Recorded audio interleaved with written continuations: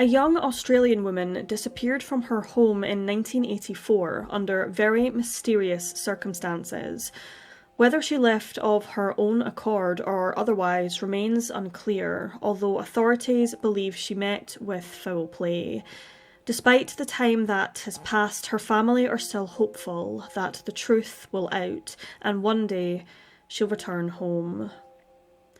Stella Mary Farrugia was born on the 6th of March 1966 in South Australia and was the youngest child of Michael and Rose Farrugia, both of whom were of Maltese origins. They had emigrated to Australia from Malta in the late 1950s. According to her family and friends, Stella was an outgoing young woman with a kind and generous personality, though she was sometimes naive and easily led by others. In her younger years, Stella and the Farrugia family lived in the Victorian suburb of Sunshine, Melbourne. According to various reports, however, Stella and her parents had very differing views from one another, with Michael and Rose having quite conservative views, which Stella didn't agree with. These opinions caused quite a division, and as a result, conflict ensued between daughter and her parents. Following these numerous clashes, Stella left her family home when she was around 16 or 17 years old and subsequently travelled to Cairns in Queensland to stay with her sister Christine, who was newly married at this time. Stella then became involved with a man who soon enough became her boyfriend, and the pair moved to Adelaide in early 1984, living at multiple addresses before settling in Mount Torrens, and then heading west to Henley Beach. The 18-year-old's relationship with her boyfriend soon turned sour, and at one stage he actually ended up hitting her. As a result, Stella immediately broke up with him and evicted him from their apartment. A few months later, on Thursday the 18th of October 1984, Farrugia was reported missing by her new boyfriend, Wojciech Kubale, who had last seen her the day prior, the 17th, at their home address on Seaview Road in Henley Beach. Stella's boyfriend told the South Australian authorities that he had actually been out for the day, only to return home to find that Stella was nowhere to be seen. Rather unusually, she had left all of her belongings behind, including her clothes, bank book, and her beloved dog, something which, according to those who knew her best, was very out of the ordinary, not to mention a cause for concern. Stella's boyfriend then contacted her parents, Michael and Rose, after a few weeks had passed to ask them if they had seen or heard from her, but they hadn't. Many found it odd that Wojciech waited for such a long period of time before asking Stella's parents if they'd heard from her, and it was alleged that when he contacted them, he asked them angrily, quote, "What have you done with Stella?"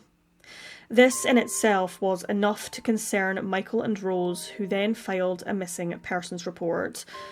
Interestingly, however, Stella had actually written to her sister around this time and asked her to contact her by a specific date, though for what reasons remain unclear.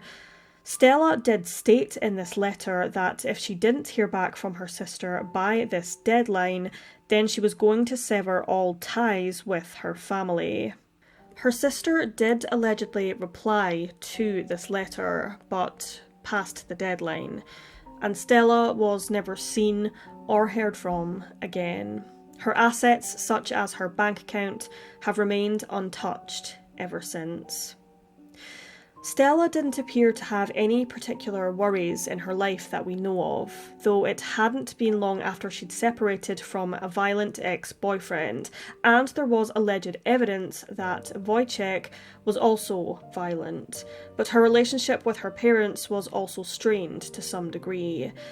There was no obvious reason, however, to explain as to why she failed to return home that particular day, or why she wanted to cut off her entire family, including her siblings.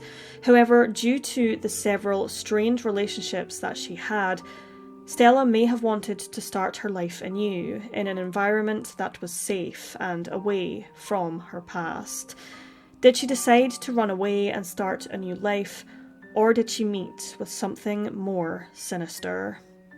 Police did investigate the 18-year-old's disappearance, though they initially concluded that she had left of her own accord, and authorities didn't commit to searching for her until weeks had passed.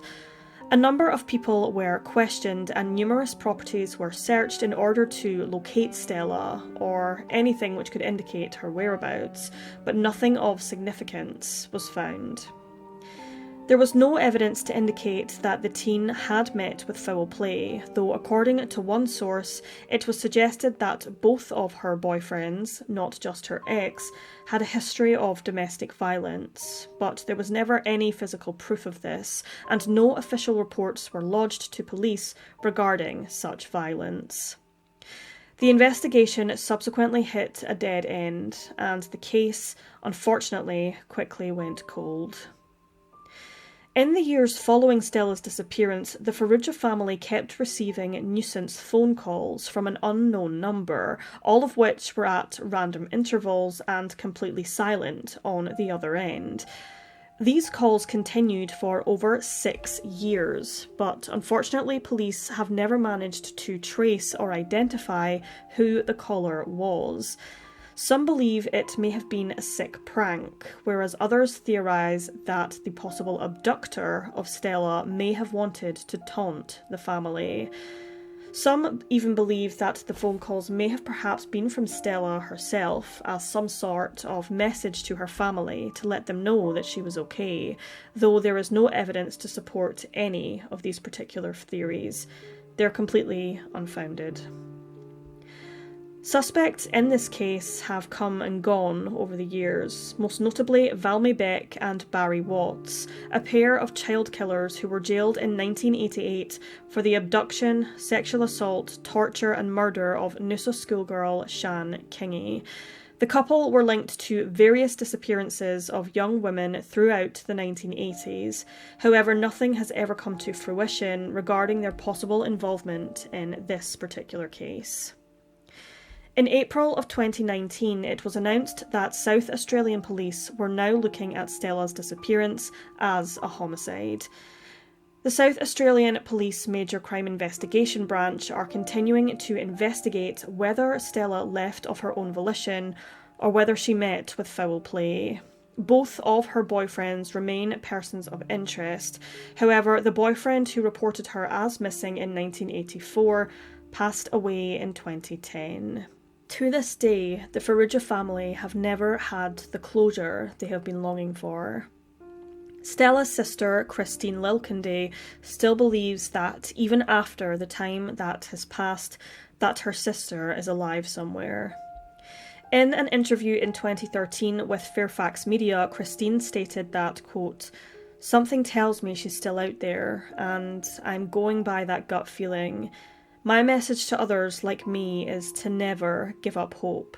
You have to keep striving, to keep looking for them until you're told they're no longer around. Love never dies."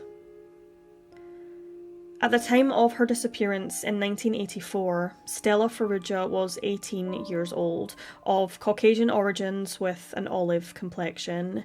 She stood at approximately 5 feet tall and was of a medium build. She had straight golden brown hair and brown eyes. If she is alive today, Stella would be 57 years old. After almost 39 years, Stella's whereabouts remain unknown, and what happened to her in October of 1984 remains a mystery. Many questions still remain. Did Stella leave her home of her own volition, perhaps to start a new life, away from the troubles of her past? Or did she somehow meet with a more sinister fate? Authorities are currently offering a $200,000 Australian reward for any information leading to the whereabouts or the recovery of Stella Farrugia.